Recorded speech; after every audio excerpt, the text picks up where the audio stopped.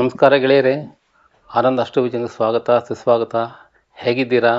ನಾನು ಚೆನ್ನಾಗಿದ್ದೇನೆ, ನೀವು ಚೆನ್ನಾಗಿದ್ರೆ ಭಾವಿಸ್ತಾ ಇವತ್ತಿನ ದಿವಸ ಈ ವಿಡಿಯೋ ಸ್ಟಾರ್ಟ್ ಮಾಡೋಣ. ಇವತ್ತಿನ ದಿವಸ ನಾನು ಹಸ್ತಗ್ರಹಗಳ ಬಗ್ಗೆ ಒಂದು ಸಿಂಪಲ್ ಆಗಿ ಒಂದು ಬ್ರೀಫಾಗಿ ಹೇಳೋದಕ್ಕೆ ಪ್ರಯತ್ನ ಪಡ್ತೀನಿ. ಯಾವುದೇ ಒಂದು ಗ್ರಹವು ಸೂರ್ಯನಿಗೆ ತುಂಬ ಹತ್ತಿರ ಬಂದಾಗ ಆ ಸೂರ್ಯನ ಪ್ರಖರ ಬೆಳಕಿನ ಕಾರಣದಿಂದ ಆ ಗ್ರಹ ಫಲ ಕೊಡೋದಕ್ಕೆ ನಿಧಾನ ಆಗುತ್ತೆ, ಕೆಲವು ವ್ಯತ್ಯಾಸಗಳಾಗುತ್ತೆ ಅಂತ ಹೇಳ್ತಾರೆ. ಇದಕ್ಕೆ ನಾವು ಜ್ಯೋತಿಷ್ಯದಲ್ಲಿ ಕಂಬಕ್ಷನ್ ಅಂತ ಹೇಳ್ತೀವಿ, ಹಸ್ತಗ್ರಹಗಳು ಅಂತ ಹೇಳ್ತೀವಿ. ನಾರ್ಮಲಾಗಿ ಬುಧ, ಗುರು, ಶುಕ್ರ, ಶನಿ ಇವರು ಸೂರ್ಯನ ಹತ್ರ ಬಂದರೆ ಹಸ್ತರಾಗುತ್ತಾರೆ. ಸೂರ್ಯನ ತೀವ್ರ ಪ್ರಕಾಶದಿಂದ ಆ ಗ್ರಹದ ಸ್ವಭಾವ ಪೂರ್ಣವಾಗಿ ವ್ಯಕ್ತವಾಗಲು ಕಷ್ಟ ಆಗುತ್ತೆ ಅಂತ ಹೇಳ್ತಾರೆ. ನಮ್ಮ ಜಾತಕದಲ್ಲಿ ಬುಧ ಹಸ್ತಂಗತನಾದರೆ ಕಮ್ಯುನಿಕೇಷನ್ ಪ್ರಾಬ್ಲಮ್ ಸೂಚನೆ ಮಾಡ್ತಾರೆ.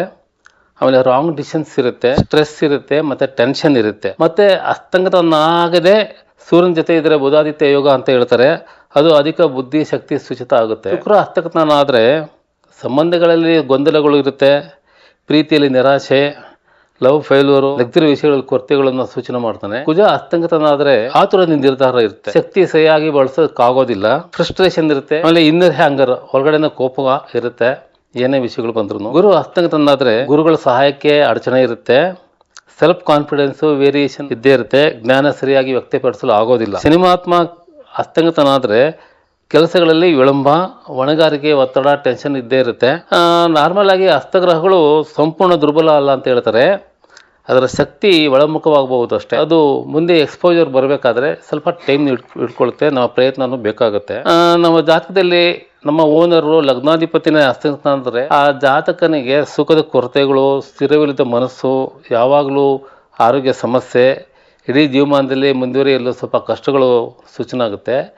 ಹಸ್ತಗ್ರಹ ಆಗಿ ಮತ್ತೆ ಲಗ್ನಾಧಿಪತಿ ವಕ್ರಿಯ ಹೋಗ್ಬಿಟ್ರೆ ಅದು ತುಂಬಾ ತೊಂದರೆ ಸೂಚನೆ ಮಾಡುತ್ತೆ, ಜೀವಕ್ಕೆ ತೊಂದರೆ ಅಂತ ಹೇಳ್ತಾರೆ. ಎರಡನೇ ಮನೆ ಅಧಿಪತಿ ಹಸ್ತನಾಗೋಗ್ಬಿಟ್ರೆ ಕುಟುಂಬದಲ್ಲಿ ತೊಂದರೆ ಇರುತ್ತೆ, ವಿವಾಹ ಧನಕ್ಕೆ ತೊಂದರೆ ಇರುತ್ತೆ. ಮೂರನೇ ಮನೆ ಅಧಿಪತಿ ಹಸ್ತಂಗತನಾದರೆ ಧೈರ್ಯ ಇರೋದಿಲ್ಲ, ಸಂಬಂಧಿಕರ ಜೊತೆ ತೊಂದರೆ ಇರುತ್ತೆ, ಬ್ರದರ್ಸ್ನಲ್ಲಿ ಭಿನ್ನಾಭಿಪ್ರಾಯಗಳು ಇರುತ್ತೆ. ನಾಲ್ಕನೇ ಮನೆ ಅಧಿಪತಿ ಹಸ್ತಂಗತನಾದರೆ ತಾಯಿಗೆ ಸುಖ, ತನ್ನ ಸುಖ, ಮನಃಶಾಂತಿಗೆ, ವಾಹನ ಸ್ಥಿರತೆಗೆ ಕೆಲವು ತೊಂದರೆಗಳು, ಅಡಚಣೆಗಳು ಬರೋ ಚಾನ್ಸಸ್ ಇರುತ್ತೆ. ಐದನೇ ಮನೆ ಹಸ್ತಂಗತನಾದರೆ ಐದನೇ ಮನೆ ಅಧಿಪತಿ ಹಸ್ತಂಗತನಾದರೆ ಪೂರ್ವ ಪುಣ್ಯ, ವಿದ್ಯಾ, ಬುದ್ಧಿ ಸಂಬಂಧಪಟ್ಟಂಗೆ ಸಂತಾನಕ್ಕೆ ಸ್ವಲ್ಪ ತೊಂದರೆಗಳು ಸೂಚನೆ ಆಗುತ್ತೆ. ಆರನೇ ಮನೆ ಅಧಿಪತಿ ಹಸ್ತಂಗತನಾದರೆ ದಾಯಾದಿಗಳಿಂದ ತೊಂದರೆಗಳು, ಸಾಲುಗಳು, ಕೋರ್ಟ್ ಕೇಸ್ಗಳು, ವ್ಯಾಜ್ಯಗಳು ಸೂಚನೆ ಆಗುತ್ತೆ. ಏಳನೇ ಮನೆ ಅಧಿಪತಿ ಹಸ್ತಂಗತನಾದರೆ ವಿವಾಹ ಜೀವನದಲ್ಲಿ ಸ್ವಲ್ಪ ತೊಂದರೆಗಳು, ವಿರಸಗಳು, ಆಮೇಲೆ ಪಾರ್ಟ್ನರ್ಶಿಪ್ ಬಿಸ್ನೆಸ್ಸಲ್ಲಿ ತೊಂದರೆಗಳು ಸೂಚನೆ ಆಗುತ್ತೆ. ಆಮೇಲೆ ವಿಚ್ಛೇದನಗಳು ಒಂದು ಚಾನ್ಸಸ್ ಅಂತ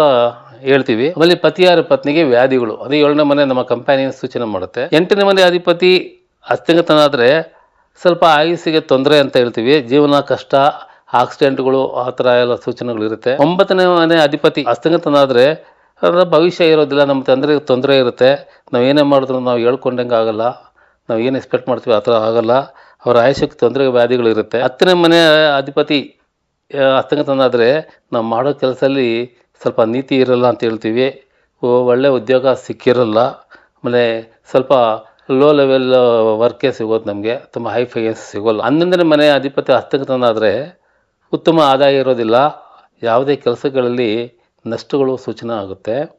12ನೇ ಮನೆ ಅಧಿಪತಿ ಹಸ್ತಂಗತನಾದರೆ ಜೀವನದಲ್ಲಿ ಹೆಚ್ಚು ಖರ್ಚಿಲ್ಲ ಅಂದರೆ ನಮಗೆ ಅಷ್ಟು ಇನ್ಕಮು ಇರೋದಿಲ್ಲ. ಹಸ್ತಗ್ರಹಗಳು ವಕ್ರಿಯಾದರೆ ಶುಭ ಫಲ ಅಂತ ಹೇಳ್ತೀವಿ, ಸೂರ್ಯನಿಂದ ಮುಂದೆ ಇದ್ದರೆ ತೊಂದರೆ ಇಲ್ಲ, ಹಿಂದೆ ಇದ್ದಾಗ ತುಂಬ ತೊಂದರೆ ಆಗುತ್ತೆ. ಹಸ್ತಗ್ರಹಗಳು ಯಾವ ಭಾವಗಳಿಗೆ, ಯಾವ ಮನೆಗಳಿಗೆ ದೃಷ್ಟಿಗಳು ಬೀರ್ತಾರೋ ಆ ಮನೆಗಳು ವೃದ್ಧಿ ಆಗೋದಿಲ್ಲ. ಚಂದ್ರನಿಗೆ 12 ಡಿಗ್ರಿನಲ್ಲಿ ಹಸ್ತಂಗತನಾಗುತ್ತೆ ಅಂತ ಹೇಳ್ತಾರೆ. ಮತ್ತೆ ಕುಜನಿಗೆ 17 ಡಿಗ್ರಿ, ಬುಧನಿಗೆ 14 ಡಿಗ್ರಿ, ಶನಿಗೆ 15 ಡಿಗ್ರಿ, ಗುರುವಿಗೆ 11 ಡಿಗ್ರಿ, ಶುಕ್ರನಿಗೆ 10 ಡಿಗ್ರಿ ಅಂತ ಹೇಳ್ತೀವಿ. ಸೂರ್ಯನ ಹಿಂದೆ ಹಸ್ತಂಗತನಾದರೆ ಸ್ವಲ್ಪ ತೊಂದರೆ, ಸೂರ್ಯನ ಡಿಗ್ರಿ ಆದಮೇಲೆ ಹಸ್ತಂಗತನಾದರೆ ಏನು ತೊಂದರೆ ಇರೋಲ್ಲ, ಅದು ಏನು ನಾವು ಫಲಗಳು ಇವಾಗ ಹೇಳಿದ್ವಿ ಅದೆಲ್ಲ ಸ್ವಲ್ಪ ಕಮ್ಮಿ ಆಗ್ತಾ ಹೋಗುತ್ತೆ. ಎರಡನೇದಾಗಿ ಈ ಏನು ಫಲಗಳು ನಾವು ಈಗ ಸೂಚನೆ ಕೊಟ್ಟಿರ್ತೇವೆ ಅದು ಆಯಾ ದಶಾಭುಕ್ತಿನಲ್ಲಿ ಆಕ್ಟಿವೇಟ್ ಆಗುತ್ತೆ ತುಂಬ ಇಂಪಾರ್ಟೆಂಟಾಗಿ. ಆಗ ಸ್ವಲ್ಪ ನಾವು ಹುಷಾರಾಗಿದ್ದು ಅದಕ್ಕೆ ಪ್ರಯತ್ನ ಪಟ್ಟು ಅದನ್ನು ಅವಾಯ್ಡ್ ಮಾಡ್ಕೊಳ್ಳೋದಕ್ಕೆ ಏನು ಬೇಕೋ ಅದು ಮಾಡಿಕೊಂಡ್ರೆ ಅದು ಅಂಥದ್ದು ಪ್ರಾಬ್ಲಮ್ ಏನಿರಲ್ಲ. ಹಾಗಾಗಿ ಇದು ಗೆಳೆಯರೆ ಇವತ್ತಿನ ಹಸ್ತಗ್ರಹದ ಬಗ್ಗೆ ಸ್ವಲ್ಪ ಸಿಂಪಲ್ಲಾಗಿ ತುಂಬ ಬ್ರೀಫಾಗಿ ಹೇಳಿದ್ದೀನಿ. ಇದು ಹಿಂಗೆ ತುಂಬ ಡೀಟೇಲ್ ಆಗೋದ್ರೆ ತುಂಬ ಅಗಾಧವಾಗಿರುತ್ತೆ. It takes lot of time. ನಮಸ್ಕಾರ ಗೆಳೆಯರೆ, ಈ ವಿಡಿಯೋ ಇಷ್ಟ ಆಗಿದ್ದರೆ ದಯವಿಟ್ಟು ಶೇರ್ ಮಾಡಿ, ಲೈಕ್ ಮಾಡಿ, ಸಬ್ಸ್ಕ್ರೈಬ್ ಮಾಡಿ. ಮತ್ತು ಮುಂದಿನ ವಿಡಿಯೋದಲ್ಲಿ ನಾನು ಮತ್ತೆ ಸಿಗ್ತೇನೆ.